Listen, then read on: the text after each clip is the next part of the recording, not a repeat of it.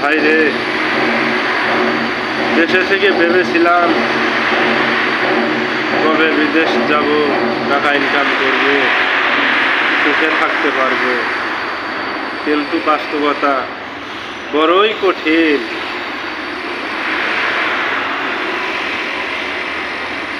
দিনের শুরুটাই ক্লান্তি নিয়ে শুরু হয়। সারাদিন পরিশ্রম করা শেষে যখন সাতটায় বাসায় যাই, তখন আবার শুরু হয় গোসল করা, কাপড় চোপড় ধোয়া, রান্না বান্না, আরও কত কিছু। প্রিয়জনের সাথে যে 10টা মিনিট কথা বলবো, সে সময়টাও খুঁজে পাওয়া যায় না। অথচ পরিবারের সবাই মনে করে না জানি কত সুখে আছে। একটা বারও ভেবে দেখে না